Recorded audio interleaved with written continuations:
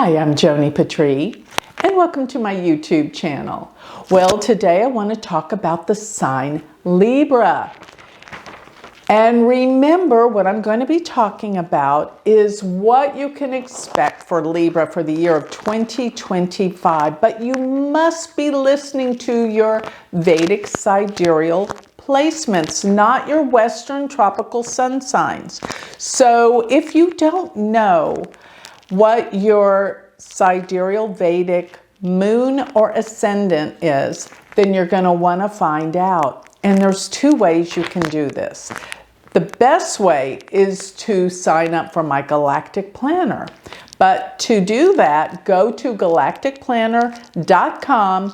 And the reason why I'm saying this is going to give you a detailed description of your chart, and you will know exactly what your moon and your ascendant are.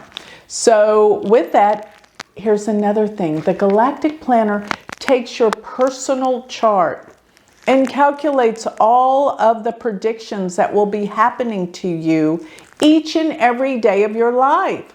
So with that, it's going to give you all of your predictions, and on top of that, it delivers it into your email, into your phone, into your calendar, so that every day you know what is going on astrologically for you personally.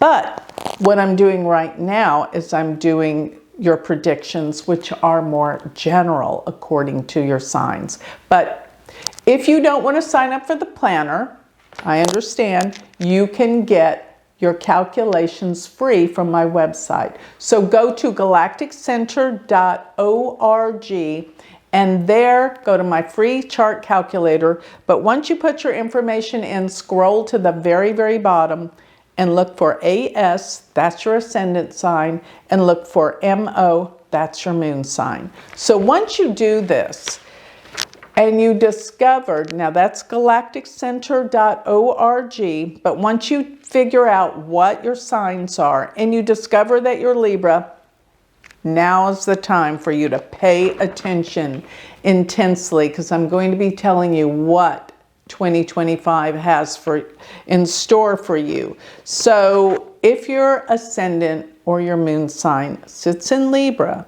then this means Jupiter is in your 8th house between now and next May 14th of 2025. So Jupiter has been in your 8th house since May of 2024, and it will continue to be there for the next 5 months till May of 2025.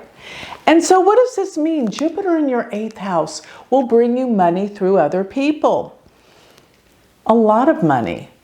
I have found that when Jupiter's in the 8th house, people come into a lot of money. Now, sometimes it's through other people.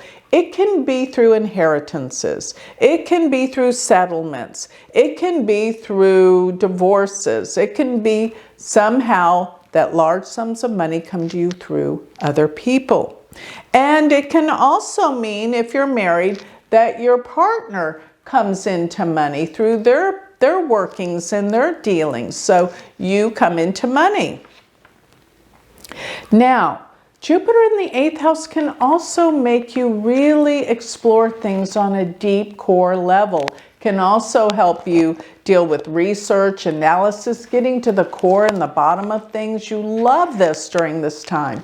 And it makes you more intuitive and psychic as well. You have this deep perception and understanding. Now, another thing with Jupiter being in your 8th house, this can also bring interest in psychology or metaphysical sciences. You might start studying astrology, psychology, any of the sciences that help you delve deeper to better understand yourself, you see. Now, Jupiter is going to shift from the 8th house into your 9th house when it goes into Gemini. And in the 9th house, this is going to be a total different feeling. When does this happen? May 14th of 2025. And it will be primarily there till around June of 2026. And while it's in Gemini, in your 9th house, you will travel. You're going to be going to faraway places. Things on your bucket list, you're going to be traveling to, going places. And another thing is you have a quest for learning, expanding your awareness. And then I'm going to say maybe even going back to school, getting a master's, a PhD. And or you could be just studying on your own, but you're learning and expanding your mind and your awareness. It makes you more philosophical. Another thing that it can do for you is it makes you more spiritual. It makes you want to explore your spirituality more, learn more about who you are on a spiritual, philosophical level. It also makes you quite generous, wanting to give to others. It's philanthropy. But the 9th house has also been said to be the house of luck and fortune. So Jupiter being here for a year will make you very fortunate and lucky. World travel, learning, and it will also help you, if your father's still around, get closer to him. Spend more time with him. And if he's not around, you'll think more about him, and there'll be some type of healing of the past and your memory with your father. Now, there is another interesting time frame to look out for. Jupiter will just touch its foot into Cancer, and this will be from October till the first week of December. Of course, this is 2025. And this will give you a little preview of what's to come in 2026 and 2027. So during this time, issues around your work and your career will broaden. You'll see opportunities. You'll want to expand. You'll want to find meaning and purpose through your work during this time. And this is where you're headed in the future. You may even want to open up your own business, but it's something that gives you power and independence, but most of all, meaning and purpose in your life. And you'll be more popular. People will recognize you. It's just like your sense of who you are in self will broaden and expand. Now, Saturn has been in your 5th house for the past couple of years. And this is given you some deep thought. The 5th house is your talent. You've worked hard at certain things, really hard. But I'll tell you something, if you have children, it's been a rough year because they have demanded more of your attention. And or another thing with Saturn in the 5th house, this has been over the past 2 years, you might find that you're an empty nester. Your kids are leaving the home, or they're not there, or you're not spending as much time with them. But this is all about to change this April. The end of March and April, Saturn's going to change signs. Saturn will go into Pisces, which it means that Saturn is going from your 5th to your 6th house. And that means you're going to be more responsible with work. Heavier work ethic, heavier work responsibilities. And you might find that you have more work and more responsibility because people aren't as supportive and helpful to you in the workplace. In other words, you have more of the work to do yourself. That's what this can mean. Now, this is going to start, as I said, let's just say April, but it will continue for the next 2.5 years, that your work becomes more extensive, and you must be more careful of your health. So maybe this could put you on a health kick where you become healthier and you work harder, working out, and you should. Because Saturn in the 6th house could bring you some health issues. So to avoid that, here is your mission, to become healthier. And that's what I want to see you do. But be aware that you might find that it's a time that some weird kind of things start coming up with your health, such as allergies. Saturn will be coming together with Neptune, and this will be from June through August. So be aware that you could have some really strange things coming up that you can't put your finger on why you feel the way you do. And it's probably has to do with something you're allergic to. Pay attention to that. Hopefully this is not what's going to happen, but still, if it does, then this is what you're going to deal with. Another thing is if you have pets, with Saturn in your 6th house, this could be a heavier responsibility with your pets. So be aware of that. You're going to have to really look after them. And another thing is, around the months of June and July, Mars is going to come together with K2.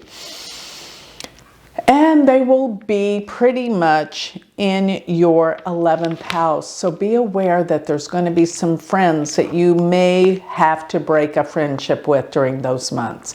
They will not be as agreeable as you thought. They could be a problem. So there could be some arguments and disagreements with friends. And or if you have an older sibling, this could be what it's about, that you have a disagreement with them. And at the same time, if your mother's around, be cautious, look after her during the months of June and July. So with these eclipses, you know, the eclipses are Rahu and Ketu are going to change signs, and Rahu and Ketu cause eclipses. Now, with Rahu and Ketu, they've been for the past year and a half, or year, let me just put it that way, in your 6th and your 12th house. So you have been dealing with some health stuff or work stuff. And this is about to change in the month of June. So all the way through June, you're still dealing with some issues around health and healing. And with Rahu being, Rahu is actually going to be with Saturn in April and May, right before, for a couple of months. And what that's going to deal with is some stuff dealing with health or work. But then this is all going to change when Rahu and Ketu change signs. This will be in June, let's say June 1st, all the way for the next 18 months, year and a half. And what this is about with the eclipses in Rahu and Ketu, they will be in your 5th and 11th houses. So with Rahu in the 5th, yes, there's going to still be a lot of attention to children if you have children. But more than anything, this will be a time of great creative ideas. Especially if you want to create a business, be an entrepreneur, this is a time of great entrepreneurial ideas. This is fantastic for you. And another thing is, well, with K2 in the 11th house, like I said, there can be some upsets with some friends, but you will be changing the people you hang around with, your friendships, the people that you consider your friends, it's all going to shift. It's all going to change. And that will take place in the next year and a half, beginning next June. So that's what I'm seeing in June through July. Be aware that there'll be some breakups with friends, but continuing on past those months for the next year and a half, you're going to be very careful of who you let into your life as in terms of your friends with friendship. But pay attention to those novel, new, exciting ideas for business, because you are inventive and very, very creative when it comes to ideas dealing with business. And yes, this could lead to some great prosperity. So once again, this is a year of great travels and learning and spirituality and truth, as well as great ideas for businesses, entrepreneurship. Just be aware that you have to be more healthy and health conscious coming up here this year. So that should give you some great insight as to what you need to be paying attention to for the year of 2025. So if this has inspired some interest in you and you want more, you want to know more details about how you can follow the stars and know more about who you are and what your life's all about, and get your personal predictions every day, go to my Galactic Planner. You'll love it. Go to galacticplanner.com. Thank you.